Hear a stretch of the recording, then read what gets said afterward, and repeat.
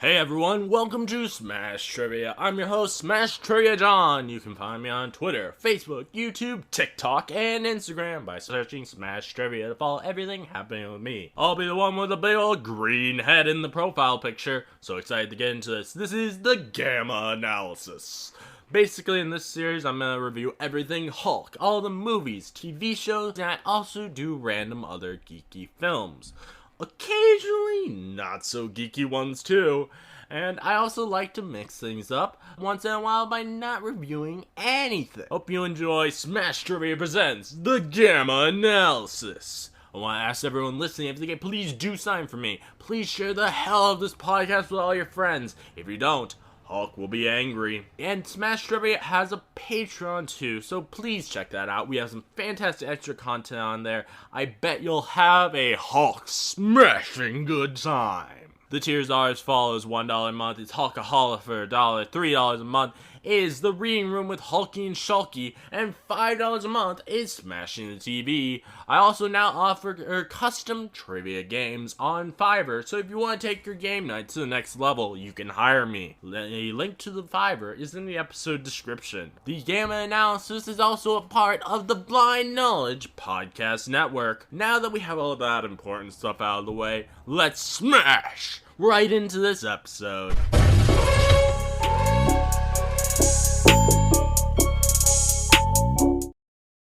Hey everyone, and hello my Gamma friends. Today I'm joined by Keith, my co-host. How you doing, Keith? I'm doing good, John. How you doing this wonderful I'm doing good. Monday? And we're also joined by friend of the show, Whitney. How you doing, Whitney? Hey, John, I'm doing great. How about you? I'm doing good. All right, so today we're going to review the Big Lebowski. This is a film that I wanted to review for a while since I did the Howard the Duck review with Keith and Keith said that film reminded him of this, which I believe what he said during that review was that they both feel like they are reluctant private detectives as in the films. Yeah. Okay, 100%. so I was kind of wondering when you said that he had mentioned that, I was like, how is this an analogy? Of course, I have to say I haven't seen Howard the Duck. So you should watch it. I really should. When you reminded me that I said that about this movie or these two movies, first thing I thought was, is it because of the boobs? There's boobs in both movies. There's 3 boobs on one duck. No, that's Total Recall. Never mind. There's duck boobs. Duck boobs? I would say boobs, right? No. Well, I mean, you can get duck breasts at a restaurant sometimes, but that's different thing. But no, I do remember describing this movie as a PI film. It feels like it to me. The boobs are definitely more enjoyable in this film than in Howard the Duck. This weird puppet animatronic feather. So our Hulkaholic for $1, we have Derek Sager, Gabriel Floral, Film Critter, and Stephen W. All right, let's get into this review. So, I since I first watched this last year, after you'd recommended it to me, Keith, I love this film. There's only one thing about it that I don't know how exactly I feel about, which is the ending. I'm not big on the ending. But what do you guys think of this film? I love this film. It's fantastic. I was trying to remember the other day who introduced me to this movie, and I want to say it was an ex-boyfriend. And I was kind of talking to my husband about it. I was like, I can't remember if it was you or somebody before you. So that was kind of questionable. Either way, I watched it kind of as a late teen. I think I was outside of high school. But I don't know. It's got so many good quotes in it that we kind of use in our everyday life there for a while. And watching it again, I watched it last night. And watching it again, I was like, yes, I remember we used to say that to each other all the time. And so many little things I didn't catch, last time that I was kind of happy to kind of see this time. So I love it. Yes.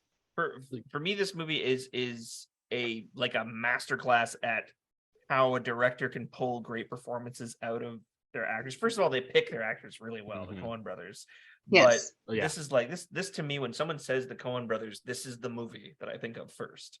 Oh Brother, Where Art Thou was a close second. Right. But I think that this one, especially because Jeff Bridges just exudes everything I love about the Coen brothers style.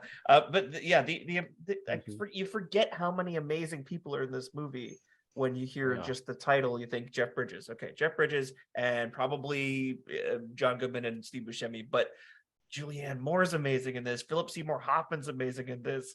I forgot he was in it until He's last such night. a great. Yeah. Oh, I love when he says, "Well, dude, we just don't know." Like he's Yeah. taking on Yeah. the nicknames that he'd given him. He's like, "Well, I have He's to so go by that." amenable to every situation the whole film. Yeah. Oh, And his man. nervous laugh. I Yeah. love it. Yeah.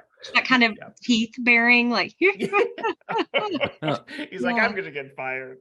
yeah. There is one character in this film that I do wish was played by someone else, and that is the other PI that shows up for one scene. I think that should have been Danny DeVito. Oh man. It's funny you say that, because that actor in It's Always Sunny in Philadelphia in the later season plays like an old rival of Danny DeVito's, because they are so compared all the time. Just raspy voice, short, bald. They usually play scumbags. They're good at that. But it's funny, yeah. That's who it reminds me of too. Because I just thought that it would be so cool for there just to be a random cameo from Danny DeVito in this. And he would have shown up for the Coen brothers like that, because at this point they were already getting notoriety for being like, oh, everybody wants to work with these guys. Yeah. Right. Yeah. That's fine. But I called it a PI film. I call this a PI film because to me it has everybody but the Big Lebowski, but everyone but Lebowski is taking it all very seriously. It's all super elevated, cheesy, campy, but like in a very funny tone. And he's just like in old PI films, or some of the best PI movies, like some Paul Newman ones are really good. Jack Nicholson in Chinatown is amazing. The PI is the wisecracker, and it's almost like, even though his job is to seek out and solve these mysteries for people, he still feels like he's kind of falling through it and like stumbling through all this stuff. And this Lebowski is like the perfect example of like, none of this, he didn't ask for any of it, but for some reason he seems like he's now being given a mystery that he never asked for. It's just the wisecracker in him is just perfect. So what I mean by I'm not sure how to feel about the finale is to me it feels very anticlimactic at the finale with like part of me is like, I don't really like that from a story perspective, but I do kind of like that as in like, not everything does have to end with a big spectacular thing, and also like with Donnie's death, that's like it does go to show how things don't happen on your schedule. They just happen randomly. And that's and I kind of like that. So like that's why I'm like, I'm 50-50 on it. I think that's a good point, because real life doesn't, if you're in a situation, which most of us don't find ourselves in a situation like this, but if you were, the ending sometimes can be anticlimactic. So I think that is kind of true, that it's more relative to what we would experience. He just goes back to living his life and bowling and hanging out, being the dude. And Sam Elliott's like, I kind of take comfort in that, the dude abides. So that makes a lot of sense to me. I think the themes, like there's a few themes of like nihilism they talk about a lot, and this, it being and being twisted up in fate, because they both had the same name, Lebowski, and like it almost feels like he's on this road to destiny, and then it's like, oh, it actually just shit happens. Donnie dies of a heart attack. Like it had nothing to do with anything except maybe the stress of the situation. Like it's so nihilistic in that Like nothing has to make sense or nothing has to be Yeah. mean something. It can just things happen like life. And Right. Like some things yeah. don't matter sometimes. Yeah, that's true. Speaking of things like not really like connecting to each other exactly, the we find out at the end of the film that that Bunny was not kidnapped, but instead was just visiting friends. How did the nihilist find out about that? Well, when the dude is at the mansion there the first time and she asks him to blow on her toenails, one of the nihilists is like floating in the pool. So I imagine they hang out there or they work for them in some capacity. So they probably knew she was gone Okay, and that that makes she would be sense. gone for a while, maybe she done it before. So I kind of just took it as they knew she'd be gone and they were going to take advantage of the situation. That makes Yeah. sense. Yeah.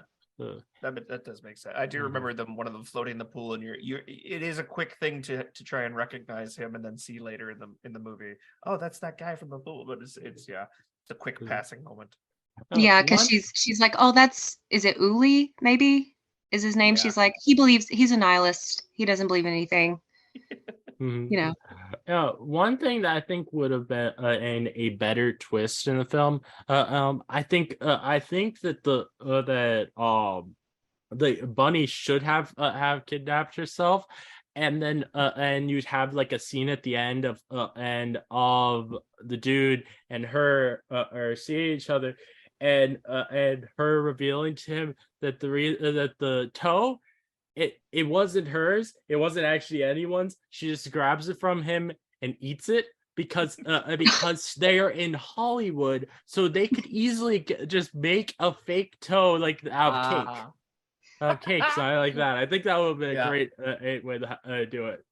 That'd be You wild. easily trick somebody with special effects like that. Who wants to be holding it that long when they discover a surprise toe? You'd probably chuck it across the room and not think about it for like just get it in a box or something. Like get it away. I'm surprised that was never something that anybody thought during the film.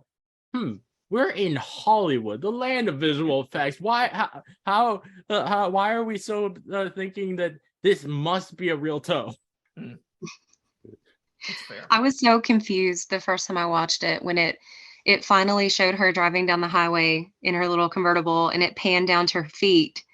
And you're totally expecting to see a big bandage or a missing toe, and she's not. And I'm like, what?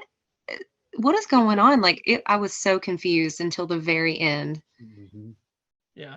I think it made the nihilists seem that much more unhinged with the fact that they did that for the 100. Was it 100,000? It's yeah, and then finally, like, we'll take whatever money you have on you and call it even. It's like I've got like $4.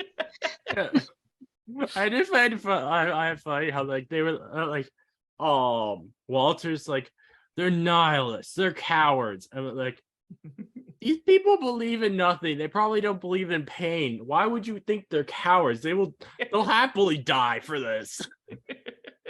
And it's so funny. He thinks that they're like, he's like, this is worse than Nazis. When he hears that they're nihilists, he's like, oh, say what you want about National Socialism. At least it's an ethos.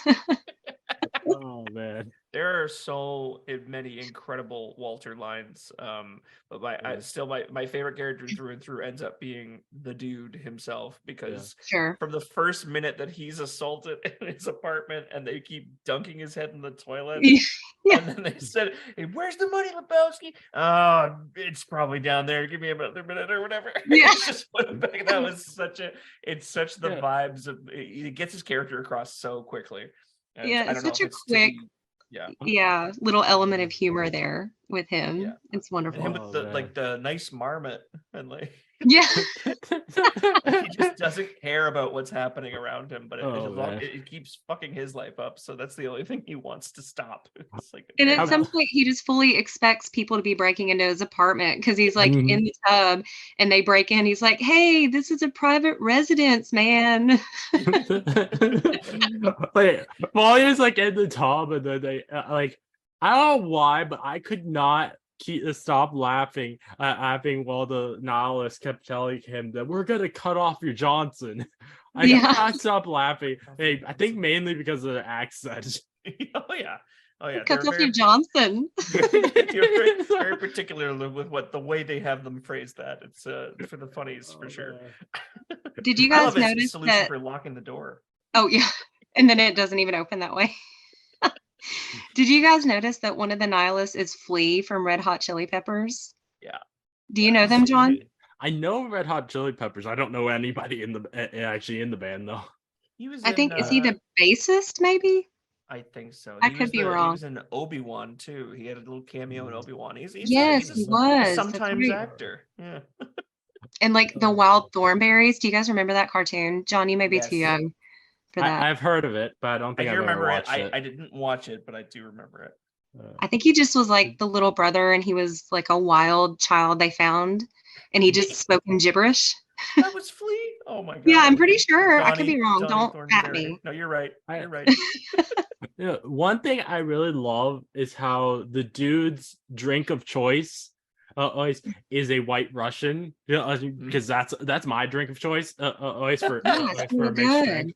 Yeah, they're Nice so good. choice. I Dude, love I'm not kidding. Kahlua and cream. I drank White Russians for such a long period of my life because of this movie.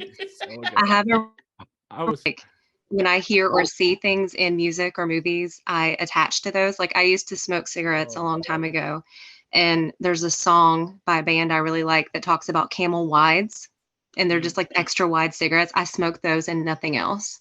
Yeah. And so like White Russians was the drink for me for a very long time. Fair. last Oh, he makes it year. look cool.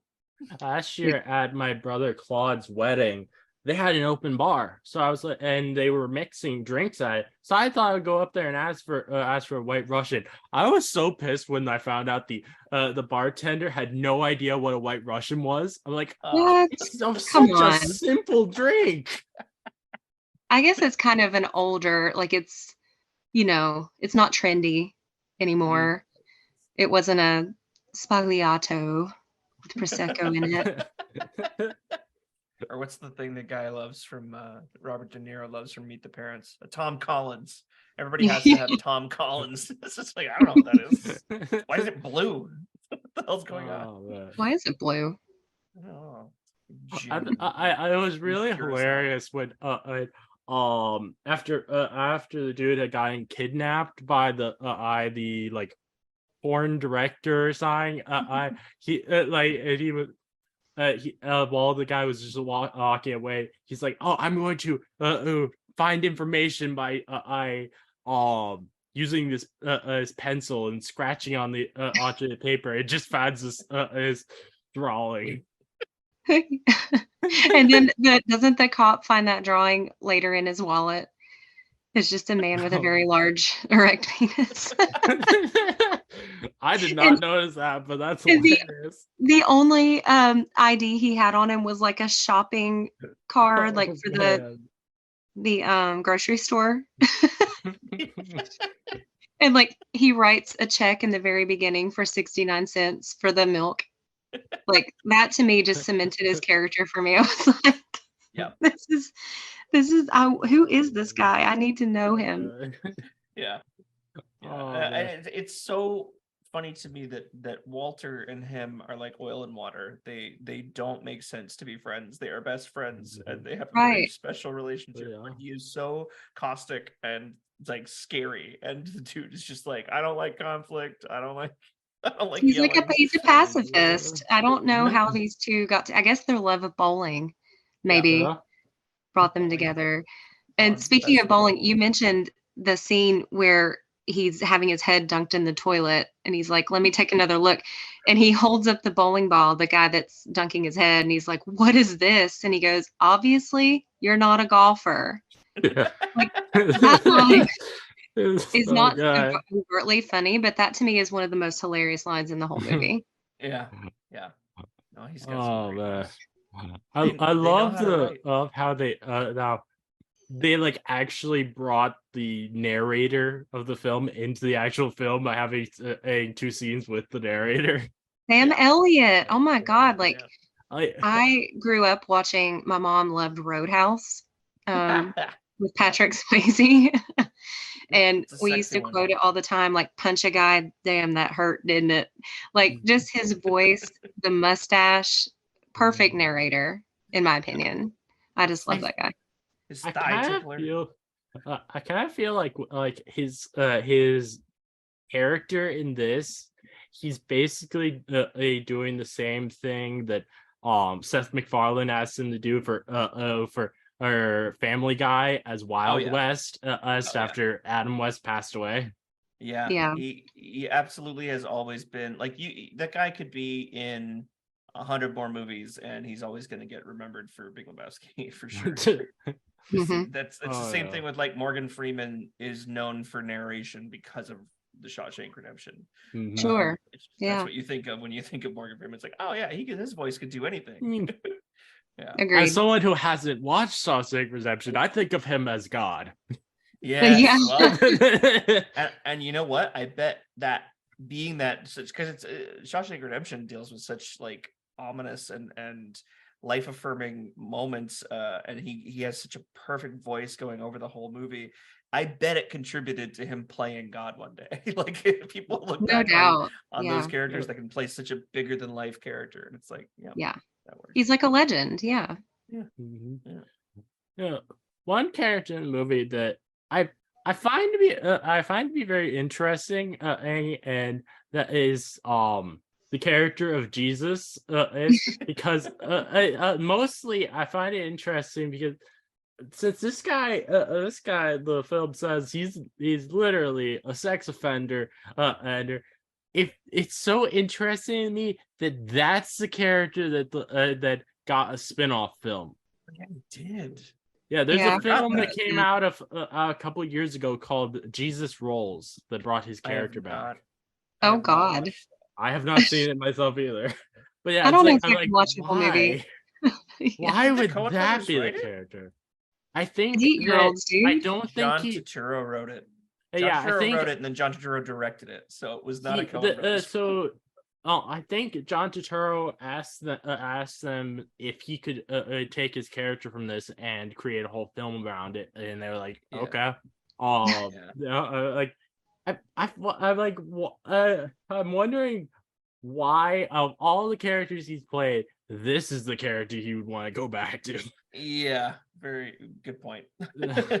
Oh, It does seem to man. have a lot of awesome people in it, though. John Hamm, Christopher Mhm. Walken, Pete Davidson's in it. Susan Christopher Sarandon. Walken. He'll do anything. That's interesting.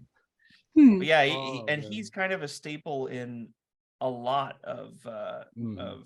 the Coen Brothers movies. You see John Turturro pop up, and he's Oh, he's yeah. often steals the show. He's so good in Oh Brother, Where Art Thou? Yeah. I love that's another Oh, Coen brother movie I love. Yes. I watched where brother where art thou when I was a kid many times. It's so it's fun. And John Goodman in that as the cycloptic giant that Yes. that takes them for a ride. God, John becomes Goodman the is so salesman. fantastic. Like he's Oh, so yeah. good at everything he does. I love him so much. Yeah, Oh, man. Like I would even put him on a pedestal. Like we were talking about Morgan Freeman and stuff, but like John yeah. Goodman, I'll watch the shit out of John Goodman movies. Oh, yeah. Like he's does- wonderful. He can do a lot. One like John Goodman in role that honestly really surprised me, which I absolutely loved the role, was him as one of the janitors in Community, I think it was. Really? He played the vice dean of specifically of the like trades department, or Yeah, like I think it was like HVAC I think it was supposed to be like a janitor trade thing, that's like this secret society within the school. Oh, the air conditioner repairman. Yeah, Society. the air conditioner repairman society. Yeah, that was so much fun to see him. He has that incredible monologue where he keeps his cards close to his vest with the dean, and then he has this monologue where he's like snaps into John Goodman mode, and he just like acts through this amazing, ominous, scary supervillain arc, and then he says something about, I'm going to fill you with, or you're going to feel my fear from from the top of your head to your rectum or something like that. And then at the end of the whole speech, he says, do we understand each other? Do you understand what I'm saying? And he says, I forgot everything after rectum. God, I need to rewatch man. Community. I love that show, but I do not remember any of that. I think it's probably season 4 or 5. What a wonderful show. Yeah. It's so good. Oh man. I just love that Walter throughout the movie seems so like on one side of the spectrum as far as his beliefs, because he's very, aggressive. He's very pro. I don't know if he's pro war, but I guess he like probably thinks it's necessary. He's been to Vietnam, but then he's like kind of okay, like racially. He's like, that's not the preferred nomenclature. It's Asian American. And he's like very specific about like his Jewish beliefs. Like, like he just surprised me a little bit. Sometimes when I think he's one way, he turns around and shocks me a little bit. 100%. He's a wild card. Yeah. I really loved how whatever characters in the film were corrected the dude, be like, that's not what you should the phrase you should be using, like with Philip Seymour Hoffman's character, where he was like, the correct word is disabled, able to for the other they take the time because they're like, nobody's afraid to correct the dude because he's so passive that they're like, he's not going to flip out if we correct him. That's no problem. Right. Oh, honestly, if there were any character in this film, I would want a spin-off of. I want to see what while all of these events were happening, what was Donnie doing outside of Eye of the Bowling Alley? I think that would be a fun film. Get to see his life. Yeah, I would love that. Like Donnie was so precious. I always felt so sorry for him when I used to watch it a long time ago. And of course now he reminds me sometimes of myself, just like spacing out at inappropriate times. And then you snap back and you ask a question that's totally impertinent to the situation. Those or are like good burgers or whatever. Yeah. Like you're like chiming near in. the In and Out. When they're talking about Vladimir Lenin and he's like, I'm the walrus, like over and over. They're like, wrong Lenin. When they were at that theater watching that like one-man performance of this guy who's almost nude, the whole time, like the whole time during that, I was thinking, I feel like this play feels like a punishment from the Impractical Jokers. Like, how long can you sit in the audience? No, like having to be on stage as that guy while people are watching you. Yeah. But like, how sweet was it that they all three went to see this guy's play? They have morals. They have ethics. Yeah. He was like, I'll be there, and he was. Even Walter showed up. And he forced his two friends to go. Yeah, that's what you do with a play. You gotta put asses in the seats. I feel like it's less though as him trying to be nice to his landlord, and more of he's hoping that if his landlord will be more lenient on the rent if he goes. Yeah. Very true.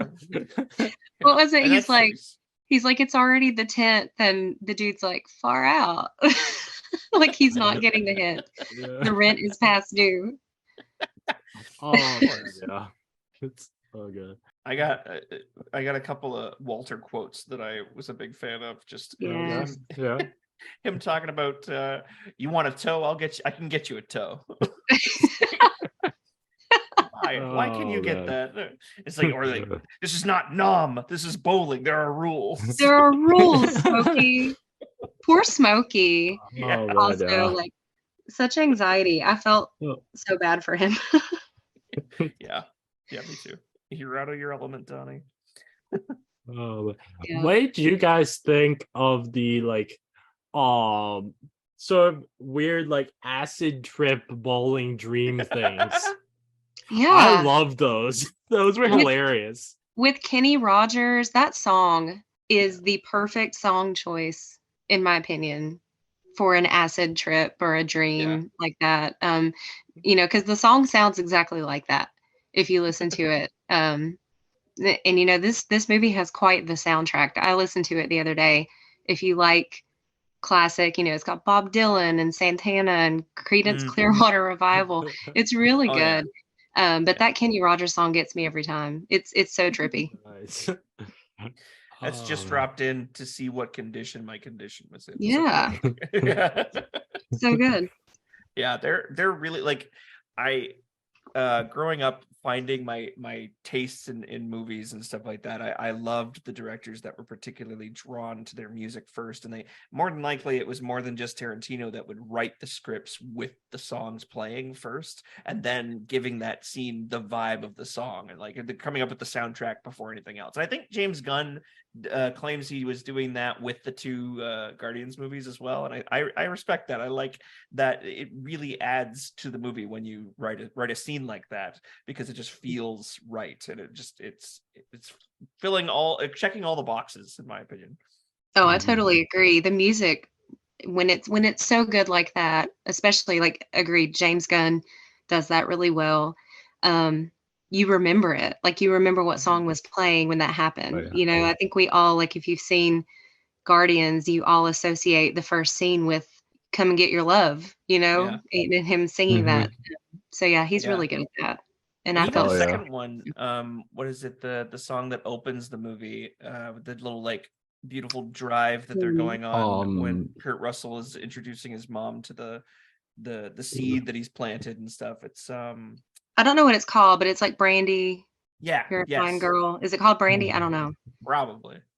Yeah. I can't remember now. Oh man. But like if you like Pina Colada, that moment in Guardians is so perfect because he just went back for his Walkman. That's all he wanted to do, is knock that guy out and take his, like Hooked on a Feeling. Yeah. Oh yeah. And then I think like Blue Sky, maybe I think was the name of the song that was playing and during that first fight scene in Guardians of the Galaxy Volume 2. Yeah, the Groot dance. The baby which Groot. was all James Gunn, apparently. Yeah. Yeah. Music can make it sometimes, for sure. Like I think when John Turturro's character Jesus was introduced, they were playing the Spanish version of Hotel California. And he just it's really slow-mo, and then he just starts dancing with the Spanish guitar, and he's like wiggling all over the place. When he's like polishing his bowling ball. Oh yeah, real fast, just going back and forth. Yeah. I thought it was so funny when after the dude got his car back, and he was like, do you guys have any leads? And the cops just like, oh yeah, we have I have like 5 I have cops at the station working on it, I guess in shifts. That was hilarious. Yeah, because cars never get stolen in California, Southern California. Yeah. Oh man, that's good. I really like the 3 of them, the dude and Donnie and Walter. Almost every scene they're in together, they have this way of having their own separate conversations at the same time. Yeah. I thought that was so well done. And I don't know how much of that was like improv, because I'm sure some of it was. But there was one scene, I think it may have just been the dude and him. I can't remember where it was at, but he was telling him to calm down or whatever. And he just kept going, calmer than you are. Calmer than you are. My husband and I used to do that to each other. I gotta use that now. It's a great like tantrum technique. Well, yeah, I'm calmer than you are. Yeah. It's the competition. You guys heard the Donnie the Donnie theories that people have had over the years? Like one in particular is that so the majority of them are about Donnie being a wartime, like a Vietnam veteran with Walter, and that Donnie actually died in Vietnam, and Walter's frequent interactions with him are a figment of Walter's imagination, devising the image of Donnie as so he deals with his own PTSD, because you don't see know how to feel that Donnie very much. That So is it's so like, sad. yeah, it's But freaky. that- But you get, I- but then the dude gets his ashes in his face, and it's like, Yeah, even I if the feel dude like- is just placating him for the death of Donnie, it's like that can't. Yeah, that doesn't hold a lot of water, but it was just a fun thing people would say Yeah. a lot. Yeah. But it kind of, it would kind of bring some sympathy, I guess, to Walter's character. And you notice like the further the movie goes on, anytime Donnie speaks up at all, Walter just doesn't even react. He just says, "Shut the fuck up, Donnie."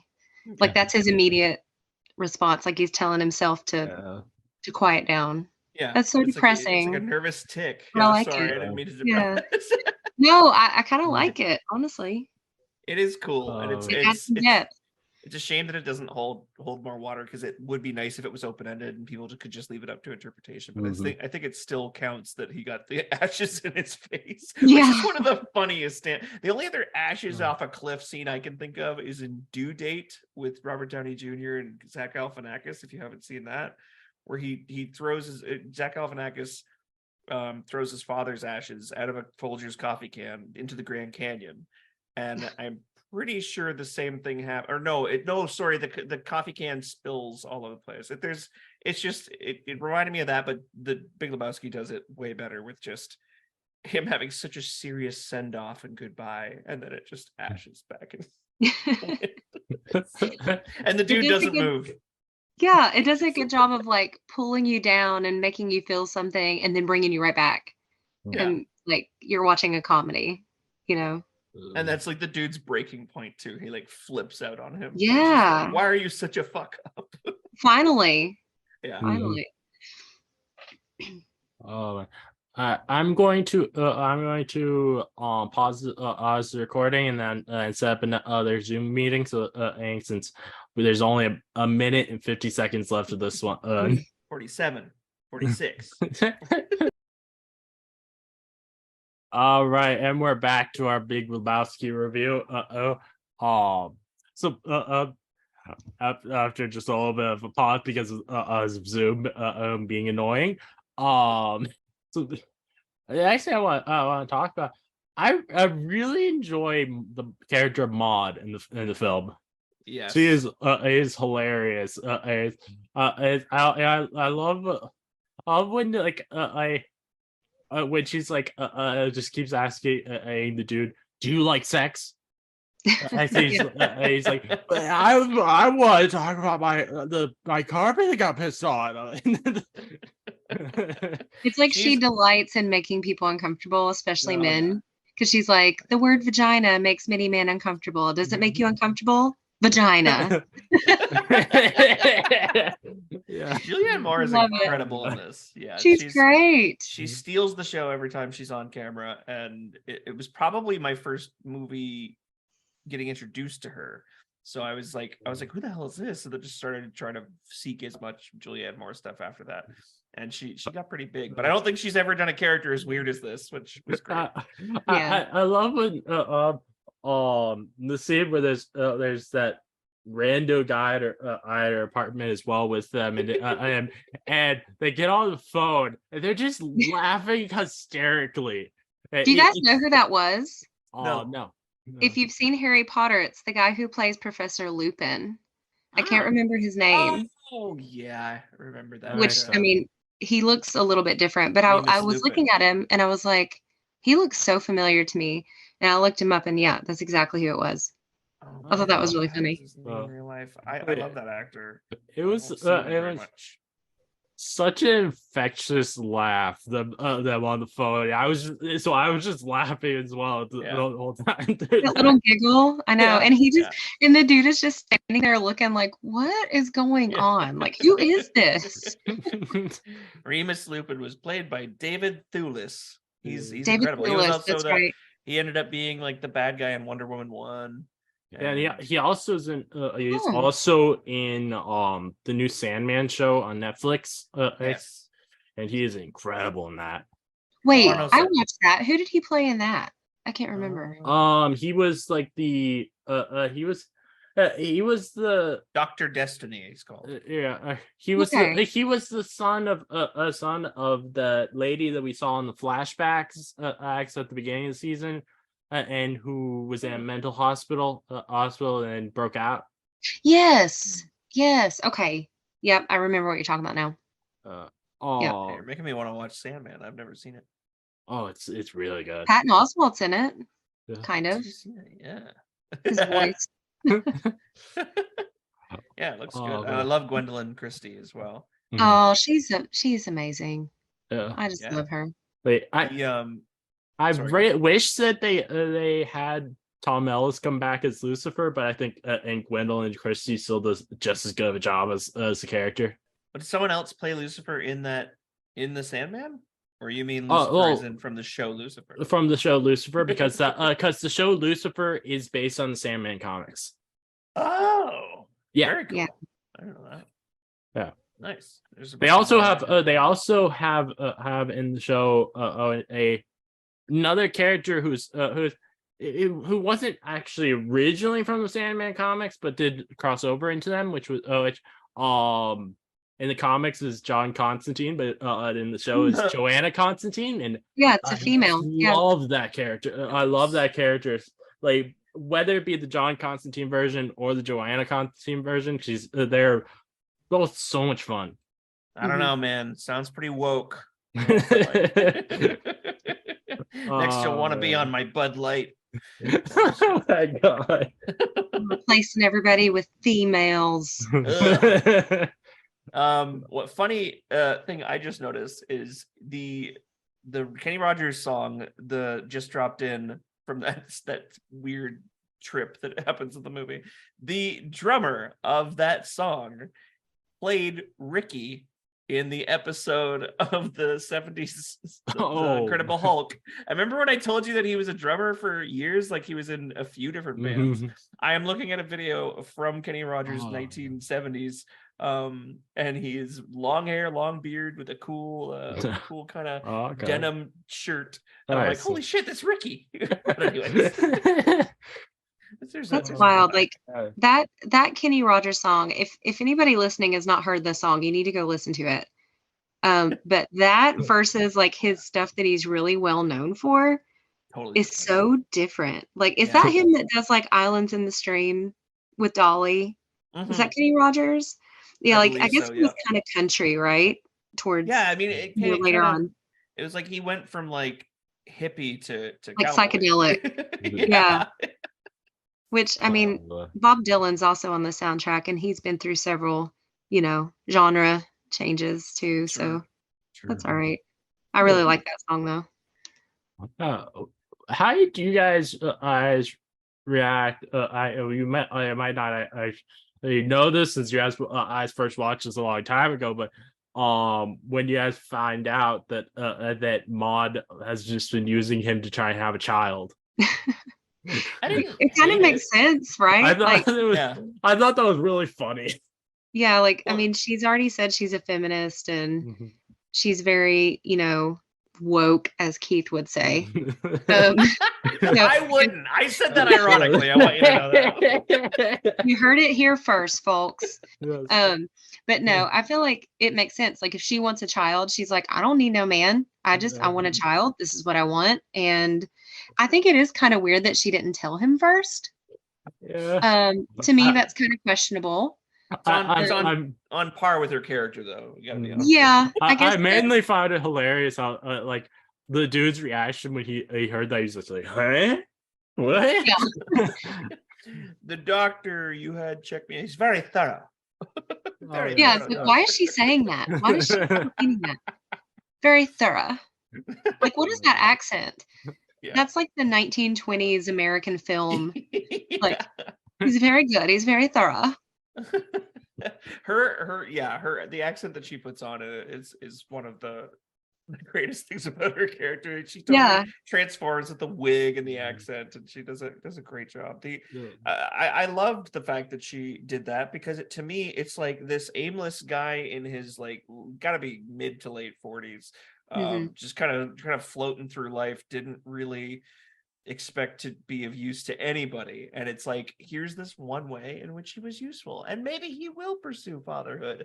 He's stopped drinking as much, and by the end of the movie he doesn't go through a big change or a big shift, but that minimal shift is like the most he's willing to do. And he's like, yeah, I might just kind of, I don't know if he has any interest in being with her, probably not, but it's just this like, maybe he's interested in showing up once in a while. I don't know, but it's like she gets what she wants, and he starts to think of himself as more useful to the world.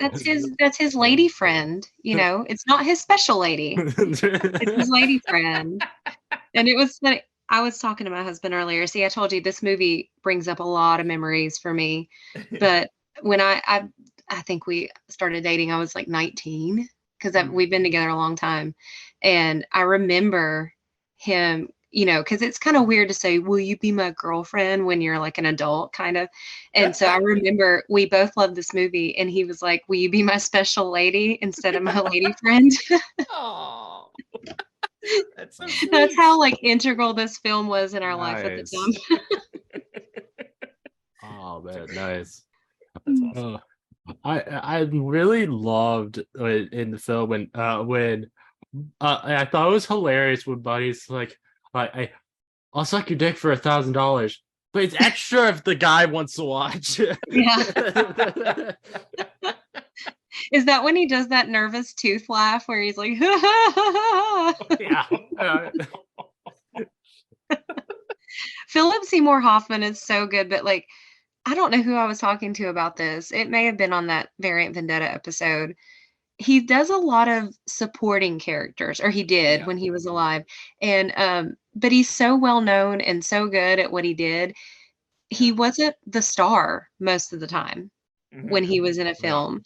But he's so memorable that way. And I say that earlier, I said I forgot he was in it. But as soon as I saw him walk on the screen, I was like, yes, that guy. And he's so perfect for the role. Like you said, he was like the nervous assistant, and he would do anything. Like when Bunny first got kidnapped and he goes into that dark room with that dark orchestra playing and he's just bowing to let the dude in. It's got this like dark, ethereal kind of mood to it. He was just so perfect. Yeah. He's a true chameleon, or he was a true chameleon. And I really like actors like you say that never become the star. Like there's a couple movies where he was a little bit more star adjacent, like The Master or like Capote. He was clearly that was like his big one role that he was the lead in. But otherwise, he's a character actor. And that those actors that know their place and make a huge mark on the cinema history in general. And it's like, oh my God, these guys were never the lead. And it's like, honestly with you, I'll be honest with you, most lead actors aren't nearly as interesting as the people around them in these really great movies. Like Jonah Hill in The Wolf of Wall Street. Don't get me wrong, Leo DiCaprio is insanely good in The Wolf of Wall Street, but Jonah Hill in that movie is the performance to clock, because even though he has a lot less screen time, he makes it count, and you remember that character. You're like, holy shit, that's Jonah Hill. Like these people who can just completely blend in and disappear into their roles are really special in these films. 100%. Yeah.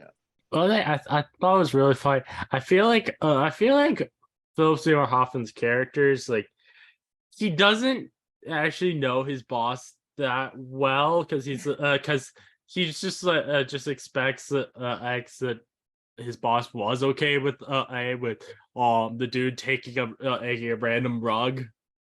Yeah. True. Yeah, when he did that, I was like, is he gonna get fired? Like, evidently, and then everything it all just got swept under the rug. Oh no, it was two little small potatoes compared to his bunny missing. When we first find out, I think it's so hilarious how the dude's just like, bummer, dude. That's a bummer. Yeah. When he shows him the facts with like the typical crime scene cutout ransom note, I can't remember exactly what, but I think he's smoking a joint, and he's like, "That's a bummer, man." Yeah. Like, that's what you would expect the dude to say to such a heavy situation like this. That's a real bummer, man. Oh man. There's a lot of dudisms. Yeah. I can't remember what scene it is, but somebody's roughing him up because he gets roughed up a lot. Mhm. And he's holding his White Russian. He's like, "Careful, man! There's a beverage here." Yeah. Yeah, that's like he's they're taking him out of one vehicle into another. Yes, that's right. When they put him in the limo and they give him the tow. That's right. Yeah. I think my favorite though of the dudisms is the dude abides. Yeah. The dude abides. Such a good ending line. Yeah. Oh man. I love the look, I've had a rough night and I hate the fucking Eagles, man. You guys don't even know. I identify so heavily with the dude. I feel like I've talked maybe at least to John about this before. I hate the Eagles. And I get so much shit for it all the time. But I watched this and I was like, yes. I get this. Like after that night that he's had, there is no way I would want to listen to that song on the radio. No way.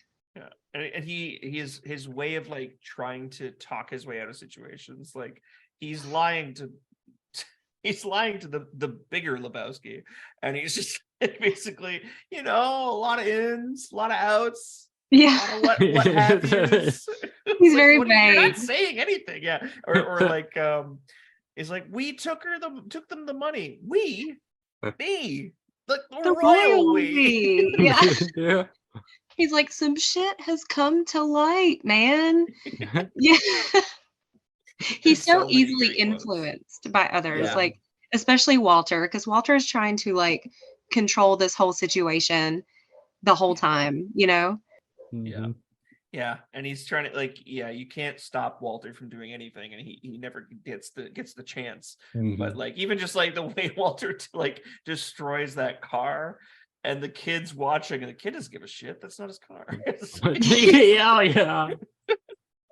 It's one of my favorite scenes or favorite, I guess, set of scenes in the whole movie.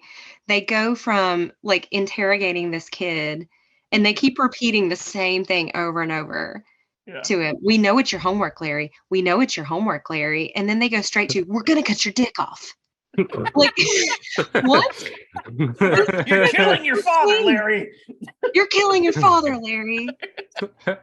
And I don't know if you guys ever watched this on cable TV, but back in the day, they used to try to dub bad words, like if it was on like TNT or whatever.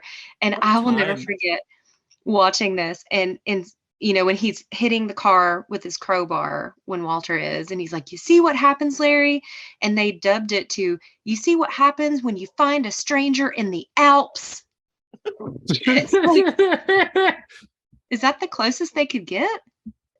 Oh man. Oh, there's so many times where I remember watching things on like TBS or whatever, especially because they would just the movie network or the movie channels that would have so many movies in daytime, and you could watch them after 9 or after 11 or something like that at night, and it would be fine. They'd leave the swears in, but it's like, why would they try to dub instead of just bleep or like silence them or something? I'm surprised since that was such a big thing with with TV for so many years.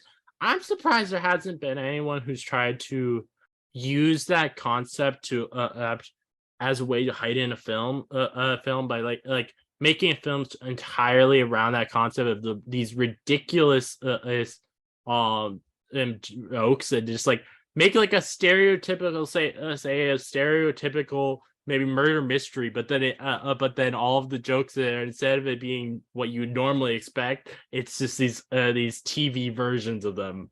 I think that would make for an interesting film. That would take a damn amount of thinking. That would be a feat. I like that. Oh man. One thing I want briefly talk about. This is just being my horny self. I love the green bikini that Bunny wears, and then also when they I love the idea of these just bouncing on trampolines. These girls. Oh yeah, the girls at Treehorn's party. I feel like I wasn't sure if that was real for a moment because it's so dreamy, Mhm. like it's in slow motion, and Mm. that one guy's having the time of his life, holding the trampoline. Wait, I feel like you'd probably get more people going to see something like that than you would if a strip club. If something like that were in real life. Yeah, especially if they're providing the drinks and drugs, probably. Yeah. There you go. This tree horn John, guy. you would have loved the '90s. There was this thing called the Man Show that Oh Jimmy Kimmel was God, on, dear and they God. had women bouncing on trampolines, and that was a way that they would go in and out of commercial. And it was like, other than that, it was just talk show about playing pranks on people and like they would like put an earpiece, get a kid an earpiece, and he was like a 13-year-old kid and would go out and say inappropriate things to people on the street. And that was a segment on the show. But other than Oh that, it was God. like guests, and I think Joe Rogan like took over for one of the hosts after they left. It's That very sounds weird that right. Jimmy Kimmel was the one of the two founders of that Mhm. show, and yet now he's like Yeah, I've an extremely highly revered late night talk show. yeah, Wow. yeah, I've heard stuff about that. I've heard like it's definitely a sign that Jimmy Kimmel does not look back fondly upon. It is great. He's That's grown cool. since then. Yes, he's grown up a little. And Oh, also, like, if you would stay up late enough, there were always those commercials for the Girls Gone Wild tapes that you could buy. You you remember that? Like, it was blurred out, of course, Yes. because it was a Yeah. commercial, but I was like, Yeah. "You're just buying VHS tapes of girls flashing their boobs at Mardi Gras or at the beach for spring break." Yeah. They Like, make a okay. great they make a great bunch of like jokes about that whole era of media in Arrested Development. And I think Zach Braff plays the guy who's like directing these girls to like, like you're gonna get beads. You're just gonna show us your tits. Like it's like, why Zach Braff? Like what? But he plays such an asshole in it. It's just I pretty don't know good. why I find that creepy because it's him. I don't think he's a creepy guy, but when you said that, I was like, "Ugh." Yeah, why him of all? Because it's a It's creepy thought. The it's actual really directors of unfair. those must have been terrible people, I assume. Oh, Yeah. I want to ask, would you guys ever want a sequel to this? Like following up on the dude's life? Hmm. Let Whitney answer first. I don't know. I know there's been talk of one, but gosh, this movie came out so long ago. Um, I don't know. This is kind of one of those that I feel like it's okay on its own because I don't know Yeah. if it may be great. I don't know. But Mhm. if the Coen brothers didn't make it, I I feel would like definitely say no. I feel like Yeah, what would be especially. fun would be like making it sort of like since obviously since Bridges is very old now. I think what would be fun is to make is kind of make it be a parody of Logan. Hmm. I think that could be interesting. Yeah, Well, I think yeah, maybe. I see what you mean. And playing on the fact that because he is 73. Yeah, Yeah, he's and getting up there. I Is think he? Yeah. I feel like the No. Coen brothers could definitely make up a good story for that. True. My feelings on them making a sequel. I don't love that movies around the 30-year mark get sequels today that everyone hypes up as they're going to be great because we got everybody back and it's the same directors, the same writers, and that's what everybody wants now, right? They want to see the continuation, and it's like I don't love that gets bought into so much. I'd rather see a Coen I Brothers think movie, like a new one, completely original idea, because they don't do sequels very often. And I think they're the type of directors that don't have to because they've always I think made crazy quality stuff. yeah. So I don't want that to happen. I don't want that to be bought into, this idea that, if we just made it exactly right. Like there is going to be, and it's been talked about for decades, a Beetlejuice sequel. Do I want that? No, not really, because it's such a silly and great cult classic movie with really bad special effects and hilarious acting, and it's one of Michael Keaton's best roles. Mhm. But it's so iconic that I think that anything that comes out cheapens it, and it's like overexposure of anything makes things worse, I think. And we like things because of their rarity. I think And- for Beetlejuice, I would rather over a sequel a theatrical version of the Beetlejuice musical that's on Broadway. See, that Because intrigues me more. I've seen clips from that and it looks hilarious. I would rather see something different like that, where they put a spin on it rather than, because I had the tip of my tongue as soon as you said that there's versions. Okay, the show Seinfeld, and then not doing a Seinfeld reunion, but instead doing a reunion of the characters on Curb Your Enthusiasm was the closest I would ever want them to do a Seinfeld reunion, and they did that in season 7. The lead character Larry David tries to win back his wife by casting her in a Seinfeld reunion, and he thinks it's gonna fix everything, and wrangling that and producing that becomes the arc of that season, and it's hilarious. And they show like maybe 10 minutes in the finale of the scenes they shot for the reunion, but they don't do a full reunion episode. I would rather do a spin on it, like you're saying, draw from the Broadway musical and do something more to get people excited about the original movie and want to go back and watch it, instead of get people disappointed in a sequel that makes them just wish it was the first one, and then it detracts from how good the first one was. What I will say though, with like how there have been a lot of sequels 30 years later now, I do like though that it seems that now when they're making these sequels, it feels like they're being made by people who have passion for the original project and not just trying to do a cash grab. Like I agree. They've been figured out. We can't do cash grabs. We have to put love into this. Even though I haven't actually watched all of the Halloween sequels from like from the 90s and 2000s, but I would say at least to me it looks like the 2018 and Halloween film feels like it was made by people with more passion for the original than and those where those felt like they were definitely cash grabs and just and over actually trying to make something cool. And I think the same thing with Ghostbusters Afterlife.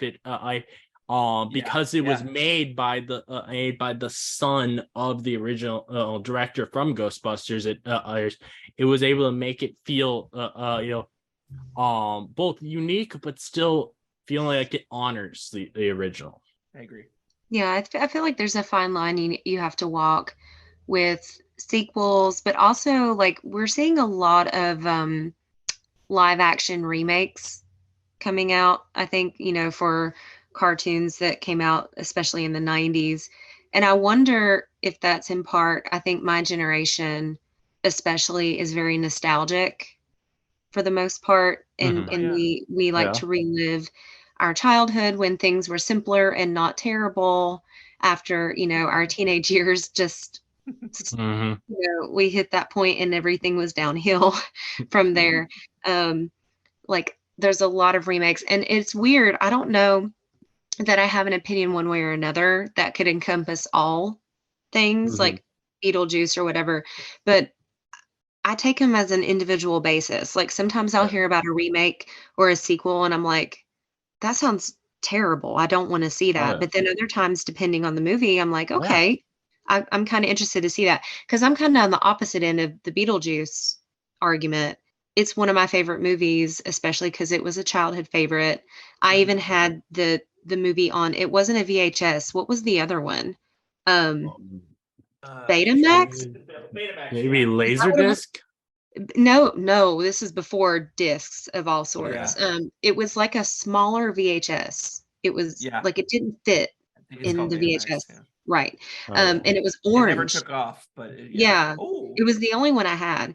But I love that movie. And Michael Keaton's amazing. Of course, I think he's amazing in most things, but I wouldn't hate a sequel to that. I mean, I know it's probably a money grabber because the people who love it are in their 30s and 40s now, and they know they'll spend money to go see it, but I'd probably see it, And I believe Tim Burton is directing the sequel, and Tim Burton doesn't really seem like the kind of person who does a lot of things just as cash grabs.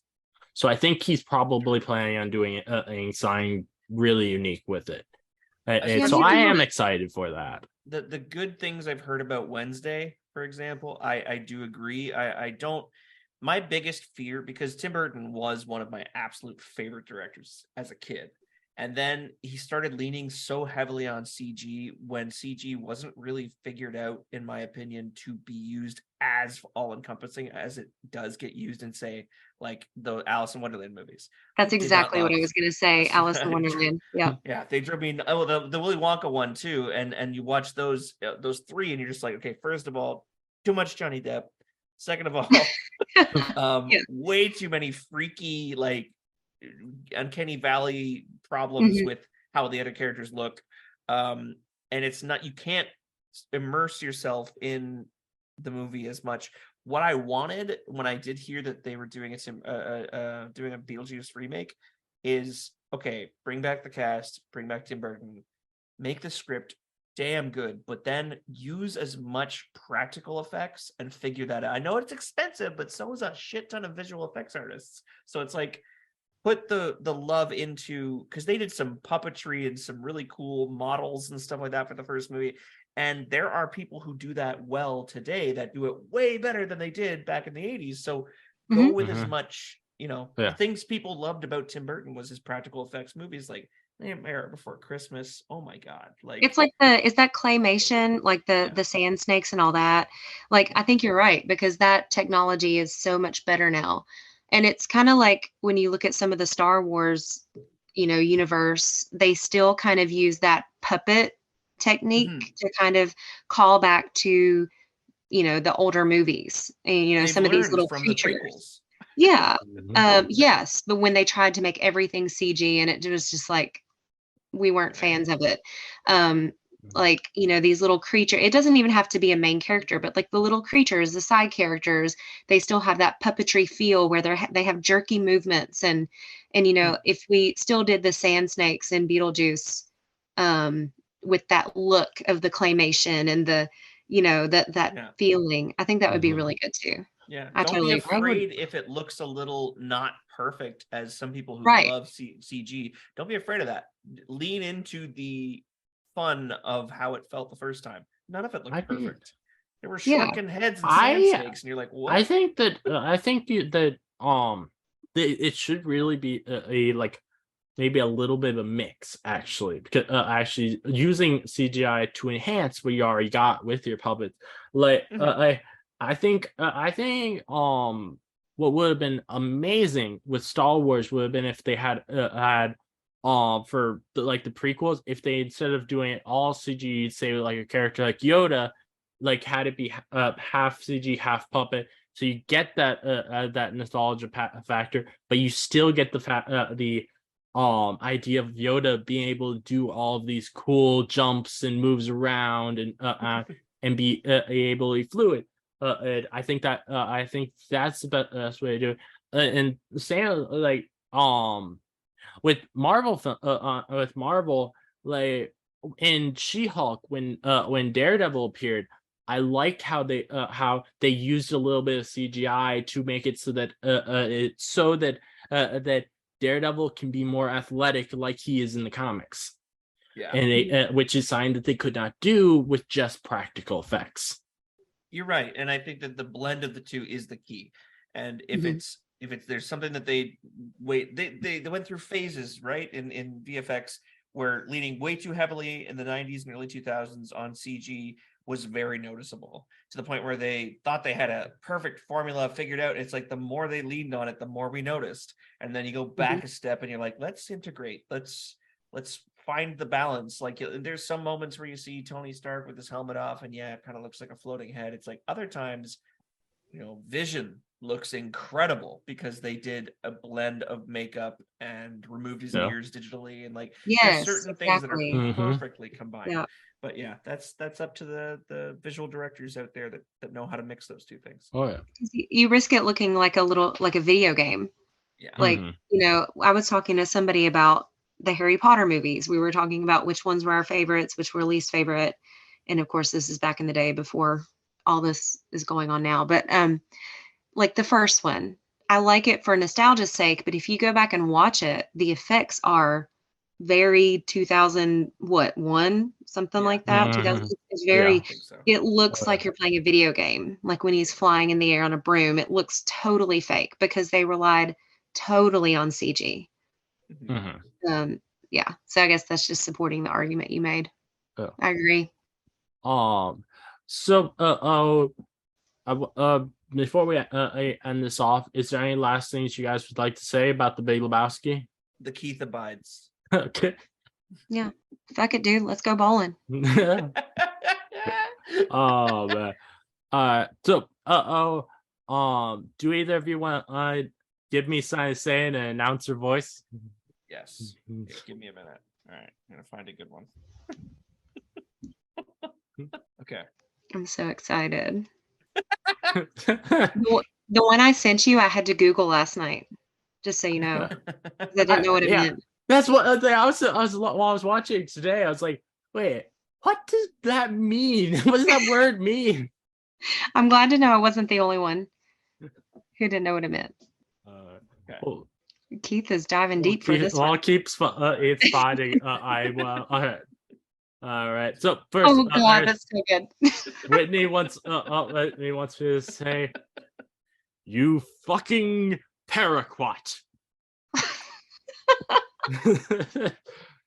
And I'm Keith looking that wants word me up. to say, "Do you see what happens when you fuck a stranger in the ass?" Or when you find a stranger in the Alps. Either one. Oh, I should have typed that. Damn it. Oh man. Yeah. All right. Well, What a movie. this is Yeah. such a great film.